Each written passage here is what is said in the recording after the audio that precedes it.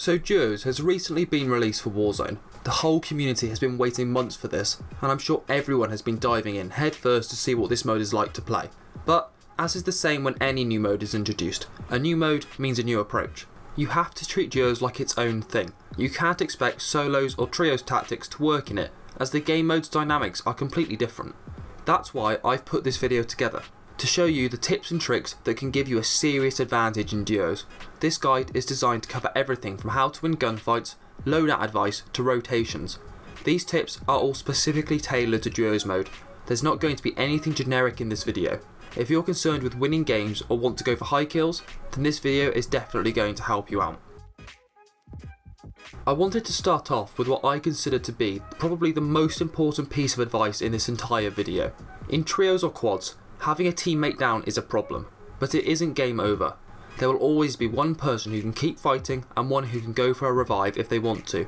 In duos, losing your teammate is a major issue. At close range, you've got no chance of going in for a revive, as any competent enemy will rush you knowing that you're down on numbers. This leaves you fighting a 1 versus 2, which is naturally much harder to win. This is exactly why you yourself should make it your top priority to drop an enemy first. Now, I'm not saying charge in wildly and play hyper aggressive, as that's often not the best idea. What you want to do is play tactically and wait for the right moment. Wait until you've got a clear shot and know you can drop an enemy before they can get to cover. If you can drop an enemy before they even return fire, you're all but guaranteed to win that engagement. This is definitely a two-way street though, so you need to be careful. Balance your use of cover and don't take unnecessary risks. Going down is a big thing in duos and isn't something to be regarded lightly. If you or your teammate gets downed, backing off, unless you're in a situation when you physically can't, is usually your best bet. If you can down an enemy, push hard and fast. Don't give them a chance to recover, and enjoy the fact that you have double the number of players. If you can consistently and effectively deploy this strategy, you'll find taking on enemy teams becomes far easier. As a duo, you're never more than a few hundred points of damage from game over. This is the same for everyone though, and this is something you can exploit. You can create an enormous advantage for yourself if you're making the most of the best position possible. High ground will let you drop enemies with ease, as you'll have a great view of enemies whilst remaining a small target. You never want to get caught out in the open, not knowing what to do, or running aimlessly about. If you get shot at without cover around, that's pretty much game over for you. To prevent this, you should plan your movements. Running wildly between buildings at any point in the game is not a good idea. You can bet someone is always watching you, so don't make it easy for them to hit you. If you're waiting for Rin to come in, then pick a piece of high ground that's easy to defend. Watch for players running from the gas, as they can both represent easy kills, but also an unwelcome surprise if you're not expecting them. If you're moving to a building late game, make sure you know where any cover you can use is. Know your surroundings, lines of sight, and what your next move is. The point is to always make yourself a difficult target whilst turning enemies into easy ones. Playing tactically will never not help you, and will give you a big advantage over all the players who aren't thinking one step ahead or calculating their actions. Between you, you want to be able to cover vulnerable areas like entrance points or lines of sight. Survey the area between you and make sure you communicate. Don't try and hold an area too big for two people. Smaller, more defendable positions will work best. Tiny rooftops obviously aren't ideal, as that can see you getting pinned down in a small space. So aim for a medium-sized location that you can comfortably control as two players. Now, I'm not the biggest fan of self-revives, as I think they're not useful a lot of the time, but in duos, they're in a league of their own. Having a self-revive in duos means your partner can keep on fighting and give you the time needed to get back on your feet.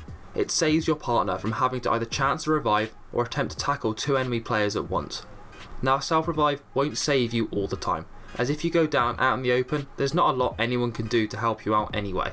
But if you're at some distance to your enemies and behind cover, then it just might give you the chance to get back up and help out your partner. Losing a teammate is all but game over in duos. The fact that a self-revive can occasionally prevent this means that it's essential. You shouldn't prioritise self-revives over everything though, as that would just be reckless.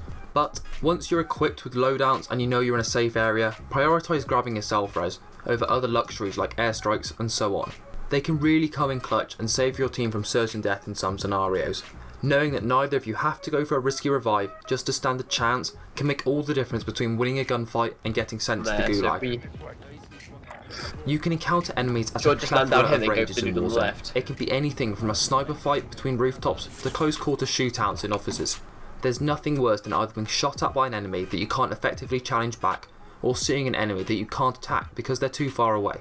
A lot of the time in Warzone, you don't know when your next gunfight is going to be coming from, so it's crucial that you bring weapons that can be used to challenge enemies at as many ranges as possible.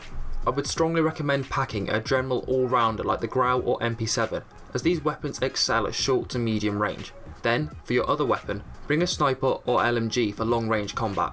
It's also a good idea to plan with your partner what weapons you're going to be using. This will allow you to plan your strategies much easier, and also allow you to react to situations with ease, as you know what each of you is equipped to be dealing with.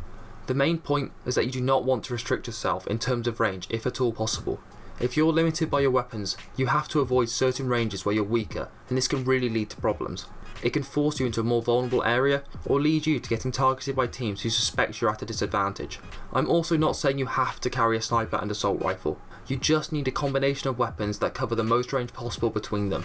Use whatever you feel most confident with, and you'll be sure to see good results. In duos, having each other's backs is always essential. As I've mentioned, losing a teammate can all be the end of your game if you aren't careful. It's simply so much harder to deal with a 2 versus 1, especially with the pressure of a revive hanging over you. This is why it's important to stay in close proximity to one another. This will allow you to provide the gunfire support to each other when you need to engage an enemy team. It will also mean you've got 2 pairs of eyes looking out for you, allowing you to have a much greater grasp of the surrounding area. Getting split up makes you far more vulnerable, as you won't be able to cover one another with the gunfire or revive each other if you're downed.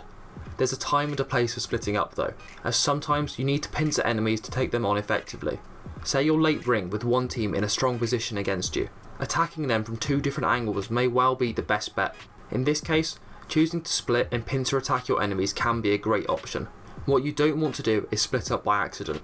Don't run away from each other when you're being targeted by enemies or trying to move through a busy area. You're at your strongest when you're working together as a team. Even if you go down and are brought back, all that achieves is wasting cash that could have been used for a better purpose. Don't get cocky and rush in alone, and don't leave your teammate behind. You're always better off working together, as the tables can turn against you very quickly in duos. Duos is a great game mode and is a real test of teamwork. The lower numbers really puts a stress on your ability to work together in effectively taking on enemies and making decisions. You need to be able to depend on one another, and also have a good grasp between you of the strategies that will allow you to gain an advantage on the other players in the lobby. If you can follow and adapt these strategies to your playstyle, then you're going to only increase your chances of coming out on top. I hope this video has been able to help you, and can act as a guide for you to build on in Warzone.